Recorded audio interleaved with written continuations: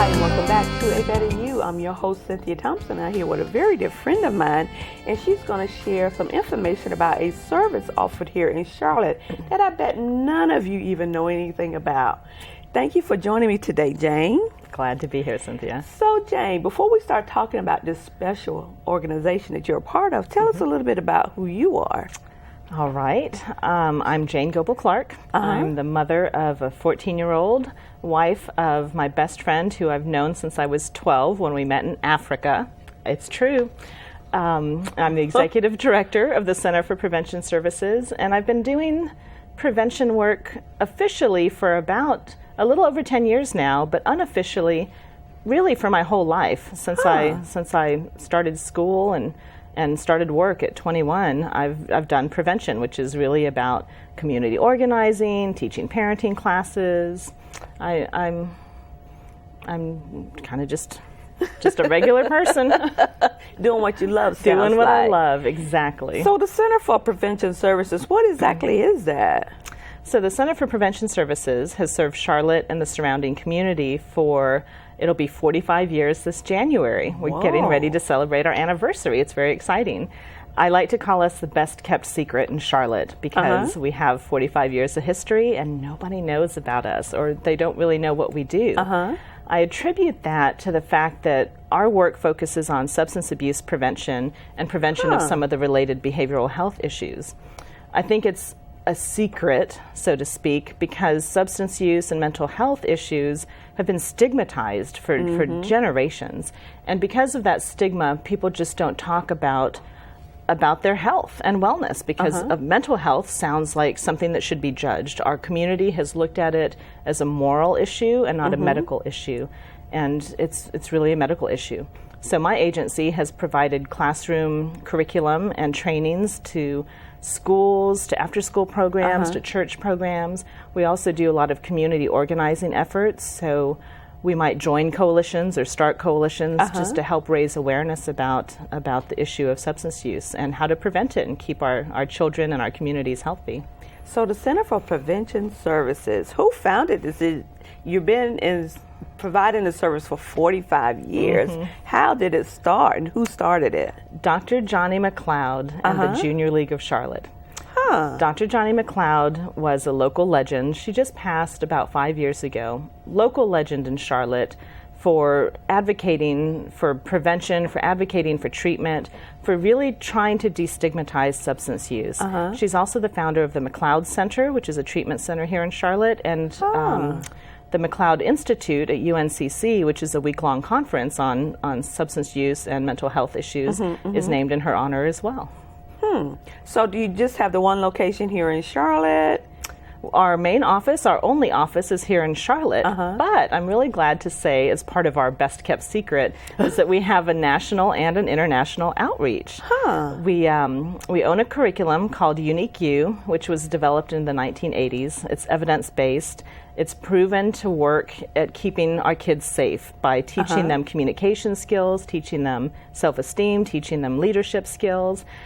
That curriculum is on something called the National Registry of Evidence-Based Programs, and because it's on that registry, we get calls from all over the country and even internationally for people who want the training or want to purchase the curriculum. We just had a training in the far reaches of Canada a couple of months ago, and I mean the far reaches. It took a little plane to get out there, but by golly, we did it. So you offer the Unique You. Are there any other programs that you offer that you can share with us? We offer 17 different programs, evidence-based programs that are free to anyone in the community, whether it's a school, a church, a family, a neighborhood association. These 17 programs are free to the community because we're paid through a federal grant to provide these services. These curriculum range from basically preschool age programs, elementary, middle, high school, as well as college and parenting classes. So we really run the spectrum of people that we can provide services to.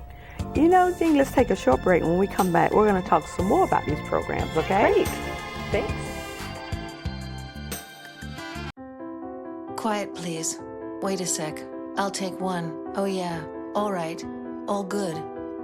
Take care. Way to go. Nice. Bring it on. Gotcha. I'm here for you. Oh no. Please, please, please. I'm waiting. Interesting. Not buying it. Not fair. That's it. This conversation is over. Oh, brother. Body language can tell you all sorts of things.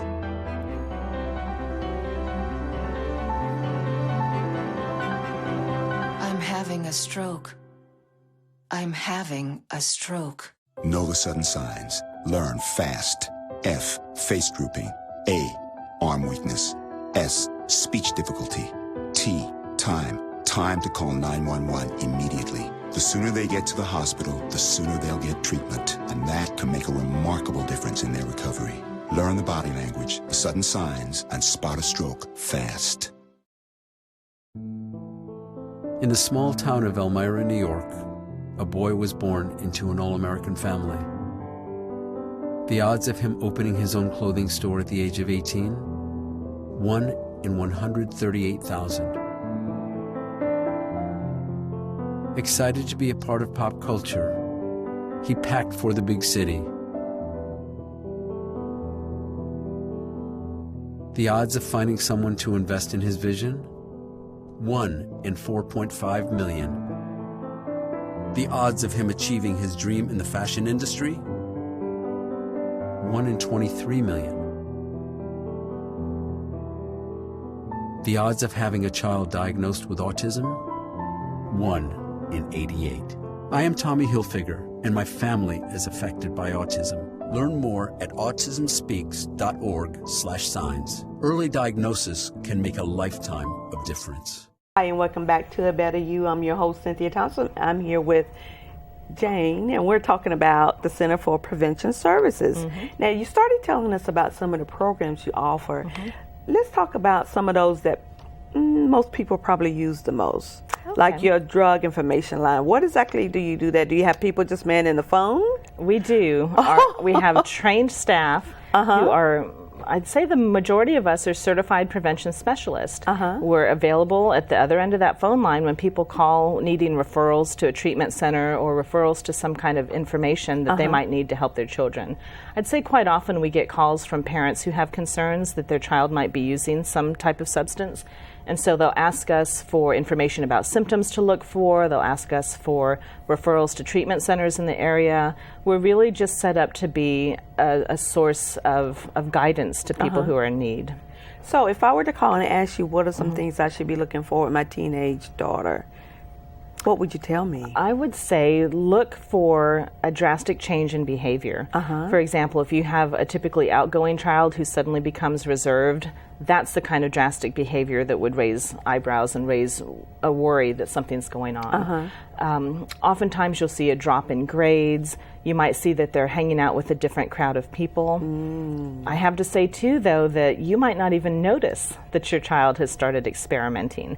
And that's what I think most parents need to realize.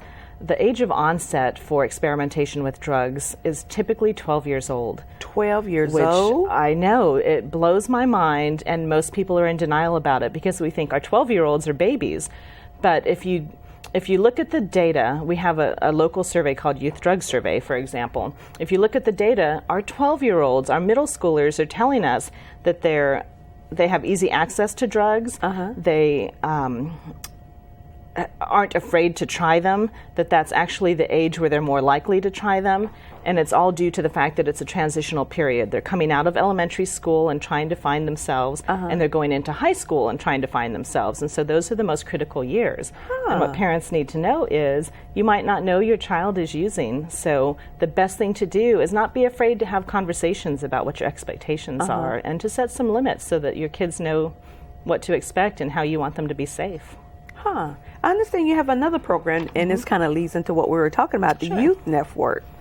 What is that Youth Drug Survey? I'm sorry. Yeah. What is that? Do you do a survey to see the kids are taking?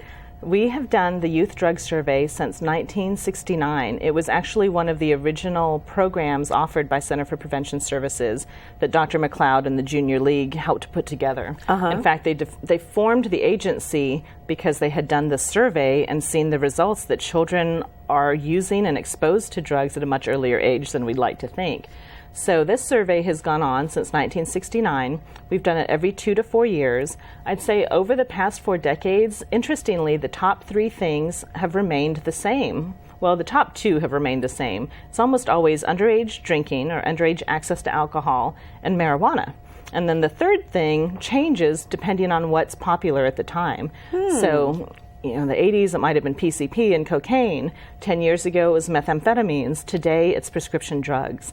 And the kids, because it's an anonymous survey, we go through all of the CMS schools. CMS has been a great partner to us in being able to capture this information from students. It's all confidential, and because it's confidential, the children from 6th grade to 12th grade fill out a 100-question questionnaire and let us know what they see and what they have access to, how often they're using, if they've ever used. How long ago has it been since you've done this survey with our young people? We just finished it this past January, and as a matter of fact, our survey results will be available October 2nd officially. We'll be doing a launch. So that information is available to the public. It'll be on our website. We welcome people to open up that survey and see what their kids are saying, because it's usually very shocking. Do you know what drugs kids are taking now? You said every so often it's a different drug for your third drug. What is that third drug? Our preliminary data, and the national data too, shows that third drug, the most commonly accessed drug after alcohol and marijuana right now, are prescription drugs. And in fact, prescription drug misuse is at epidemic levels in this country. And when I say epidemic, I mean truly epidemic. It's the number one cause of unintentional death, even above car fatalities. But what people don't realize is because it's prescription, they think, oh, well, it's prescribed, so it's safe. Well, it's safe if it's prescribed to you, right? But it's not safe if a child or an adult is trying to access these medications to get high. Something that our kids have told us in personal surveys is that there are things called Skittles parties. You know, the candy Skittles, multicolored. At Skittles parties, you just have your friends raid the medicine cabinets at their house, and then everyone dumps all of this medicine into a big bowl, and then you just take some and see what happens. So prescription drugs, we really need to talk to our kids about what's safe. We need to be aware of what kind of medicine we have in our cabinets. And when we're done taking it, we need to make sure that we take it to a drop box or dispose of it in some other way. Why do you think our kids are using drugs? Do they just want to try it, or is it because they're stressed? Because our lives today are so stressful. I would say it's probably a little bit of all of that. There's some stress, there's some social pressure. I think maybe one of the biggest contributing factors that we don't realize as parents or as a culture is that society is creating pressures that our kids are under all the time. So if you just think about when you go home at the end of the day and you're watching a TV show after dinner, how many, with prescription drugs, for example, how many advertisements do you see for drugs? Well, we are one of only 2 countries in the whole world that allows pharmaceutical companies to advertise their drugs.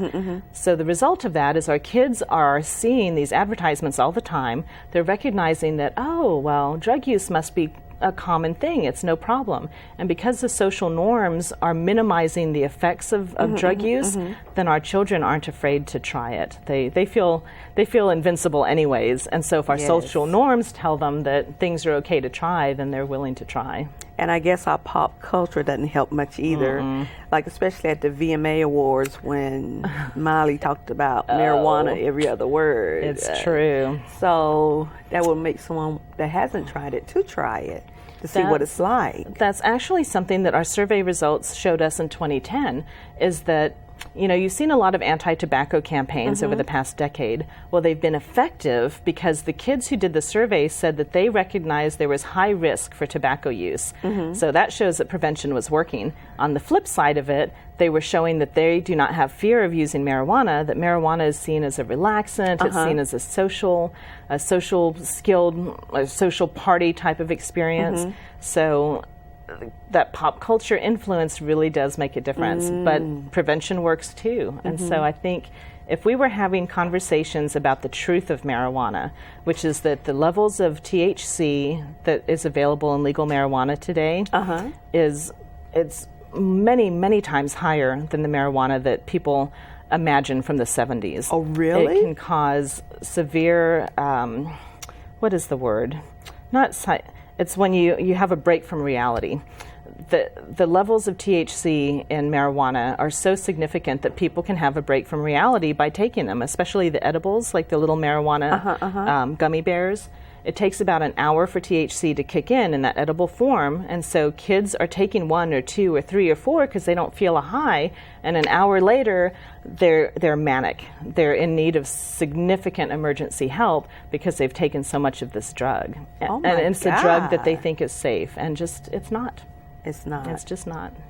I know we've talked about our young people. What are some things that you do in the community for prevention services?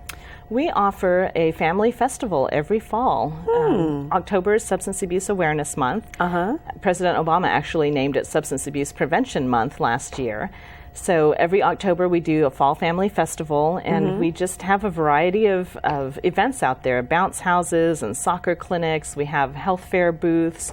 We have blood tests done so people can come and get a quick little medical checkup. We just try to show that you can have a social event and have fun with your family without the need for any type of alcohol or other stimulant. So what do you do if a person were to call you and says that, you know, I'm having this real bad drug problem and I want to get some help? Do you offer services in their home, or do they need to come to you?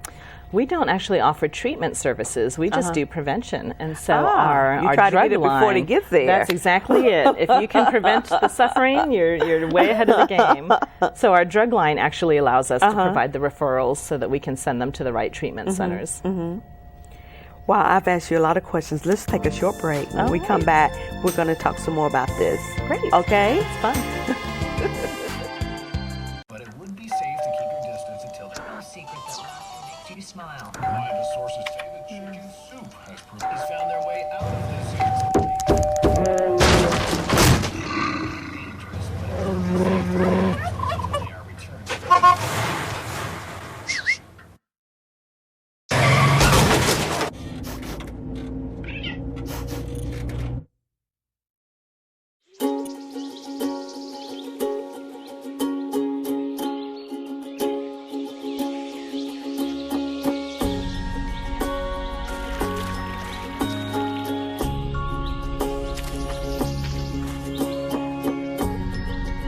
Getting closer to nature can get you closer to your family.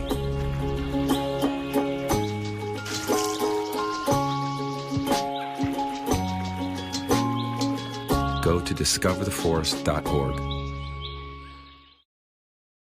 So, I got this new family, and I don't know what it is about this one, but she can't seem to put down that toy all day long. Tap, tap, tap, tap. Oh, and she even talks to it. She talks to that more than she talks to him. What's up, bro? Nice shirt. Who's she talking to? Her mom? She talks to her mom a lot. Welcome back to A Better You. I'm your host, Cynthia Thompson. I'm here with Jane. And Jane, I'm so glad you're here with me. Me too. I'm learning so much about things I just thought I knew, but I really didn't know anything about. So, your program that you offer here at Prevention Services, do you have any training? Like if I wanted to come there and do some training, could Yes, you can. We have a Friday training series. We offer trainings 2 Fridays a month. It's open to the public. It's open to professionals. They're usually 3-hour trainings from 9 to noon. We provide credits, so if somebody needs continuing ed hours, we can do that as well. The trainings are things like current drug trends. Sometimes it's classroom management, HIV/AIDS prevention. We just offer a variety of informal talks so that people can spread awareness and gain awareness. I'm glad you mentioned HIV/AIDS because, you know, people don't talk about it as much anymore. Is the problem as big as it used to be, or has it settled down, or are we just not talking about it? I would say it's still a problem, and it's one of those issues like substance use where there's still stigma attached to it, and so people tend not to talk about it, and they tend to pretend that it's not there. We have a great agency in Charlotte called Carolina's Care Partners who helps to do HIV/AIDS prevention and treatment. The rates are higher than people would expect, and HIV/AIDS plus substance use almost always or quite regularly go hand in hand with each other. Same with mental health and substance use. All of these different things tend to be interrelated for people's health. So I see you offer a lot of services here. You mentioned that you have the Family Day in October because that's what again now? Substance Abuse Awareness Month. That President Obama started, which is a good thing. Do you do any other type of events or offer any services outside of your location? We do. We actually have, we did a 5K that some kids from a local high school came to us and offered to do a charity 5K. They completely did the whole thing on their own. And I said, well, of course, we would love for you to do this, but tell me, what inspired you to pick our agency? Now, the kids that came to us were 14, 15, and 16, or maybe 15 to 17. And I said, what inspired you? And they said, well, I don't know if you heard this or not, but there was a local private school that just had to kick out 26 kids for heroin use, prostitution, and they said a third thing, but my mind had kind of blown at that point, so I can't remember what the third thing is. But those kids that had been released from the private school were then sent to this public school, and the entire school community knew why they were there. And most faculty recognize that there's a drug problem in all of the schools. It's not the school's fault. It's really a community issue. But because of that stigmatized topic, people don't want to talk about it. And if you don't want to talk about it, you can't fix it. That's true. Sounds like your organization, you do a lot of good work for us. Can people volunteer to help you? Yes, please. Anytime. Come anytime. We always have need. I would say our biggest need will be over the coming year right now. We always have need for clerical help, and right now we're doing board recruitment, so anyone interested in board membership can definitely contact me. But as part of our 45th anniversary that I was telling you about, we'll be ending the 45th anniversary year next October 2016 with the Unmask Stigma Masquerade Ball. So anyone that would love to come and volunteer with that event, I think it's going to be a lot of fun. Wow, it does sound like a lot of fun. For. So what would I need to do if I called you and said, Jane, I want to volunteer, answer the phones or do something there? What's the process for me to become a volunteer? You can go to our website and there is a form to fill out, or you can just call the office and come on in and we'll fill out the form with you. Basically, we ask the volunteers to tell us what your expertise and your skill set is, and we have something for you. So just come by, call. Come by, call, email. You know, whatever's easiest. I don't know why I hadn't thought about this, but what is your website? I'm sure you have a website, we do, right? And what do. is your website address? It's www.preventionservices.org. So it's an easy long. one. But it's long. But it's easy. It's easy. It's easy. I know that you're a nonprofit organization, and with nonprofit, you don't have a lot of monies. If you had a wish list, and I'm sure you probably do, what are some things that you need in order to make sure that everything is running smoothly? There is never enough funding for substance abuse prevention. There's not.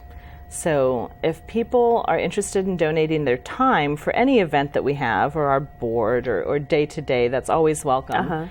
But if people would really like to have impact, a financial donation will go the longest way. $30 will pay for an hour of class time for one child. $299 will pay for the whole curriculum, the whole manual that you can then give to a school, or that we could give to a school. $2,000 pays for the training of trainers. So you could donate $2,000. 10 people could be trained in this prevention curriculum, and those 10 people can then take that training out into their communities to keep spreading awareness. So any kind of contribution is always welcome, as it is with many nonprofits. You know, Jane, we're going to take a short break. When we come back, I have one last question for you. Okay? All right.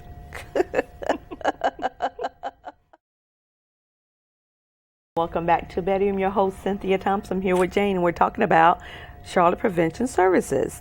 Now, Jane, I've asked you all these questions about what all you all do there and how people can help out. And I'm sure you have some good success stories. Would you mind sharing one with us? I would love to, because this is the story that really is the reason behind my passion for the work. I come from a family who has struggled with a great deal of mental health issues. Unfortunately, for my parents' generation and the generation in which I was raised, there was so much stigma that there was a fear of reaching out for help, a fear of admitting that help was needed.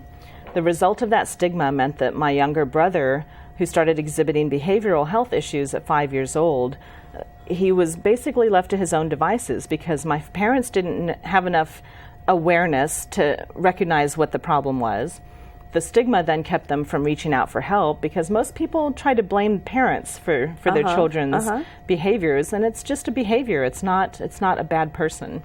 Well, as a result of the stigma and the lack of awareness and the lack of resources to help treat this child, he, at 12 years old, started using heroin, again with that 12 years old. And you don't think they're going to go to something hard right away. Yeah. But a lot of people will use substances as a way to self-medicate, which I think is probably what happened with my brother. As a result of that addiction and that early use, he has really struggled into his 30s and being able to maintain a job, being able to maintain his own home, being able to really live independently. And quite often he says, "Why am I broken? I feel broken." So that's the one side of the prevention story when you're not getting prevention. But the side that shows the success of prevention is with my child, who's 14. My son was diagnosed with Asperger's at 10 years old. At 8 years old, he was diagnosed with some kind of behavioral disorder, but they weren't sure what it was. So around the same age, my brother and my son were both diagnosed with or exhibiting behavioral health issues. The difference between my brother and my son is my son was born to a generation where there is much more awareness about drug issues and behavioral health issues, and he was born into a society where, while there's still stigma, that availability of knowledge made it easier for his family to reach out for help when we needed it for him. As a result of getting that help, he was able to get a diagnosis. As a result of getting a diagnosis, he was able to get the right medication. And as a result of getting the right medication, within a month of being on the right medication, at 12 years old, he said, "Mom, I don't feel broken anymore." Oh, man. And that is prevention. You have an adult person who feels broken and they feel like there's something wrong with them as a human being when it's really just a medical issue. But then you see prevention at work with this young man who's my child who says, "I am not broken." That's prevention. It's life-altering. It makes a significant difference in people's lives. Oh. That's why I do what I do. Thank you for sharing that. So if your brother had had a chance to get the same help, his life would have been a little different. We could have prevented the addiction, perhaps. We could have prevented the run-ins with the law. We could have prevented a lot of the suffering that he's endured just by knowledge and treatment. Oh, thank you for coming, Jane. Thank you for having me and for sharing this message. Oh my gosh. And I want to thank each and every one of you for watching my show, A Better You, here on Public Access 21 every Wednesday at 6 p.m. Oh my God, thank you, Jane. Thank you. That was a nice story. It's the truth, and it's really why I do what I do. And it shows exactly why it makes a difference. So thanks for giving me a chance